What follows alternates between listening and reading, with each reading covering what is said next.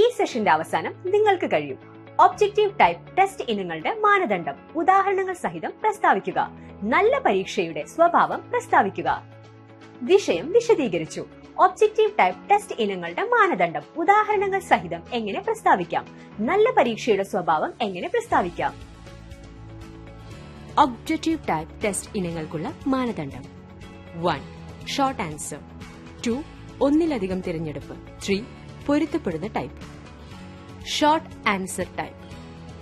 ഉദ്യോഗാർത്ഥികൾ ഉത്തരം നൽകുമെന്ന് പ്രതീക്ഷിക്കുന്ന വിതരണ ഇനങ്ങളാണ് ഷോർട്ട് ആൻസർ പരീക്ഷാ ഇനങ്ങൾ.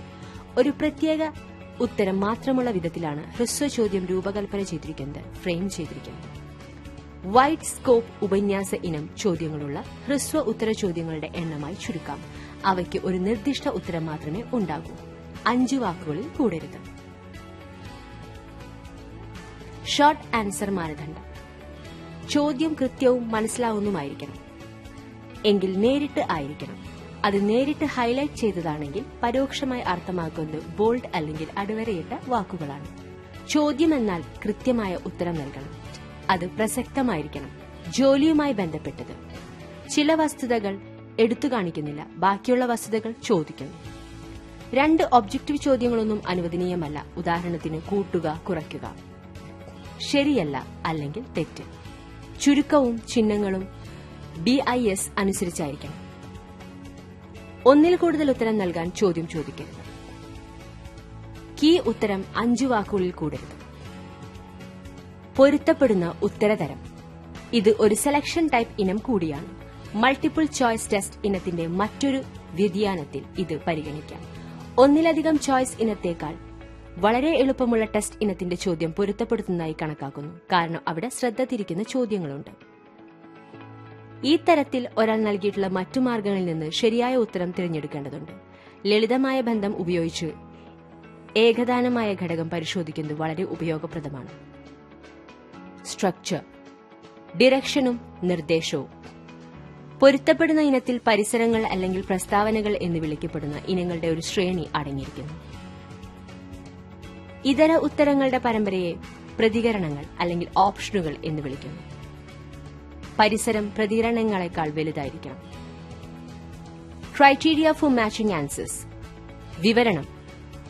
സ്റ്റെം. ഇത് അത്യാവശ്യം അല്ലെങ്കിൽ നിർബന്ധമില്ല. പൊരുത്തപ്പെടുന്ന അവസ്ഥ നിർബന്ധമായും വ്യക്തമായിരിക്കണം. എന്തുമായി പൊരുത്തപ്പെടും? പരിസരത്തിനും പ്രതികരണങ്ങൾക്കും വ്യക്തമായ തലക്കെട്ട് ഉണ്ടായിരിക്കണം. പരിസരത്തിന് എല്ലായ്പ്പോഴും സംഖ്യാശാസ്ത്രത്തിലും പ്രതികരണങ്ങൾക്ക് അക്ഷരമാലയിലും പേരിടണം. ദൈർഘ്യമേറിയ വാക്യങ്ങൾ എല്ലായ്പ്പോഴും പരിസരത്തിന് കീഴിലും ചെറിയ വാക്യങ്ങൾ പ്രതികരണത്തിലുമായിരിക്കണം.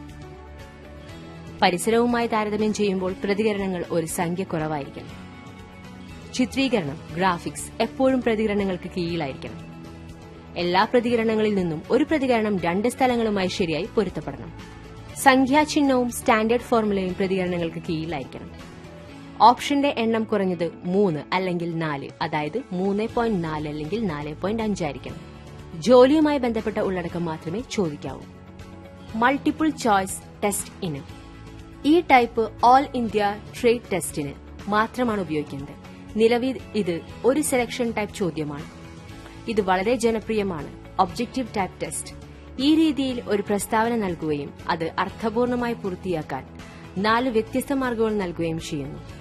1 കീ, മറ്റേത് 3 ഡിസ്ട്രാക്ടർ. പ്രസ്താവന പൂർത്തിയാക്കാൻ വിദ്യാർത്ഥി മികച്ച ഉത്തരം തിരഞ്ഞെടുക്കണം. സാധാരണഗതിയിൽ പ്രസ്താവനയുടെ നമ്പറിന് മുന്നിൽ തിരഞ്ഞെടുത്ത പ്രസ്താവനയുടെ കത്ത് എഴുതിയാണ് പ്രതികരണം നൽകുന്നത്. മൾട്ടിപ്പിൾ ചോയ്സിന്റെ ഘടന. ഇതിൽ ഒരു പ്രസ്താവന അല്ലെങ്കിൽ സാഹചര്യ വിവരണം അടങ്ങിയിരിക്കുന്നു.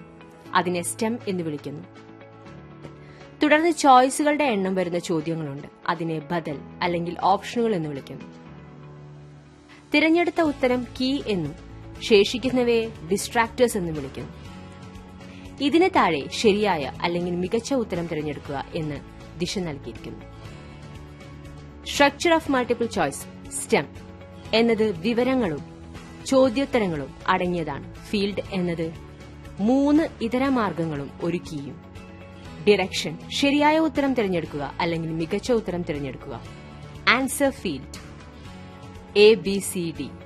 Key ABCD. ഉദാഹരണം: റൗണ്ട് ബാറിൽ ഡ്രില്ലിംഗിലുള്ള ഹോൾഡിംഗ് ഉപകരണം. ഹോൾഡ് ചെയ്യാനുള്ള മികച്ച ഉപകരണം തിരഞ്ഞെടുക്കുക. ഡ്രില്ലിംഗിനായി ഒരു റൌണ്ട് ബാർ കണ്ടെത്തുക. എ. ക്രമീകരിക്കാവുന്ന locator. B. V block. C. Pins locator. D. Wedge type location. ശരിയായ ഉത്തരം തിരഞ്ഞെടുക്കുക. മൾട്ടിപ്പിൾ ചോയ്സ് ഇനത്തിന്റെ മാനദണ്ഡം. 4 ചോയ്സുകളിൽ 3 ശ്രദ്ധ തിരിക്കുന്ന ഉത്തരങ്ങളും 1 ശരിയായ ഉത്തരവുമായിരിക്കണം. ഈ 3 ശ്രദ്ധ തിരിക്കുന്ന ഉത്തരങ്ങളും ശരിയായ ഉത്തരത്തോട് അടുത്തായിരിക്കണം. ശ്രദ്ധ തിരിക്കുന്ന ഉത്തരങ്ങളും ശരിയായ ഉത്തരങ്ങളും എ, ബി, സി, ഡി എന്ന് മാത്രം പേരിടണം. ശ്രദ്ധ തിരിക്കുന്ന ഉത്തരങ്ങൾക്ക് അടുത്ത പ്രസക്തി ഉണ്ടായിരിക്കും. അല്ലാത്ത പക്ഷം ശരിയായ ഉത്തരം വേർതിരിച്ചറിയാൻ എളുപ്പമാണ്.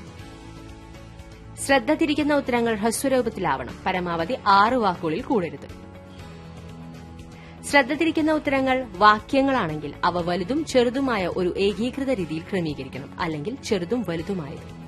ഡിസ്ട്രാക്ടർ സംഖ്യാമൂല്യമാണെങ്കിൽ അവ ഉയർന്നതും ചെറുതുമായ ഒരു ഏകീകൃത രീതിയിൽ ക്രമീകരിക്കണം, അല്ലെങ്കിൽ ചെറുതു മുതൽ ഉയർന്നത് വരെ. ഉള്ളടക്കത്തിൽ അല്ലെങ്കിൽ വാക്കുകളിൽ കീ വ്യത്യസ്തമായിരിക്കരുത്. മേൽപ്പറഞ്ഞവയൊന്നും ഒഴിവാക്കരുത്.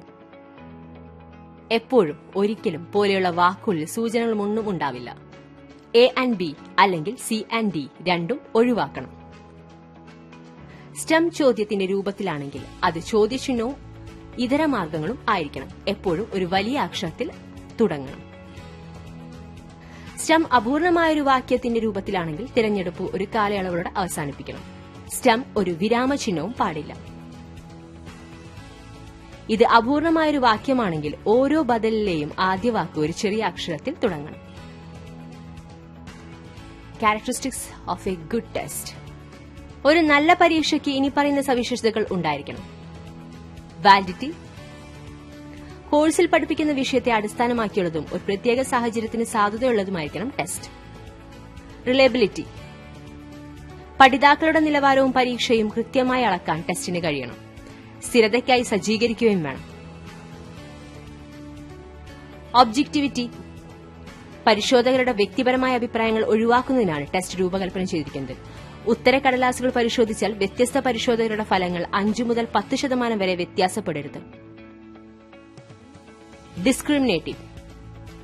പരീക്ഷാഫലങ്ങൾ വിദ്യാർത്ഥികൾക്കിടയിൽ മികച്ചതും മോശമായതും വ്യക്തമായി സൂചിപ്പിക്കണം. ക്ലാസ്സിലെ വിദ്യാർത്ഥികളെ തരംതിരിക്കാൻ ഇത് അധ്യാപകനെ സഹായിക്കുന്നു. കോംപ്രിഹെൻസീവ്. ടെസ്റ്റ് പേപ്പർ മുഴുവൻ സിലബസിലും പരത്തണം. എന്തൊക്കെ വിഷയങ്ങളാണ് നന്നായി മനസ്സിലാക്കാൻ കഴിയുന്നതെന്നും അല്ലാത്തതെന്നും അറിയാൻ ഇത് അധ്യാപകനെ പ്രാപ്തനാക്കുന്നു. Is of marking. പരിശോധന ന്യായമായതും നേരിട്ടുള്ളതോ ലളിതവും അടയാളപ്പെടുത്താൻ എളുപ്പവുമായിരിക്കണം. ഡെഫിനിറ്റ്. ഒരു ശരിയുത്തരം മാത്രമുള്ള വിധത്തിലായിരിക്കണം ചോദ്യങ്ങൾ. വിസിബിലിറ്റി. പരിശോധന നടത്താനും നിയന്ത്രിക്കാനും എളുപ്പമുള്ളതും പരിശോധിക്കാൻ എളുപ്പമുള്ളതുമായിരിക്കണം. വിഷയം വിശദീകരിച്ചു. ഒബ്ജക്റ്റീവ് ടൈപ്പ് ടെസ്റ്റ് ഇനങ്ങളുടെ മാനദണ്ഡം ഉദാഹരണങ്ങൾ സഹിതം എങ്ങനെ പ്രസ്താവിക്കാം, നല്ല പരീക്ഷയുടെ സ്വഭാവം എങ്ങനെ പ്രസ്താവിക്കാം. ഈ വിഷയം താങ്കൾ മനസ്സിലാക്കി എന്ന് കരുതുന്നു. അടുത്ത വീഡിയോയിൽ നമ്മൾ പുതിയ വിഷയം പഠിക്കും. അതുവരെ സുരക്ഷിതരായിരിക്കും.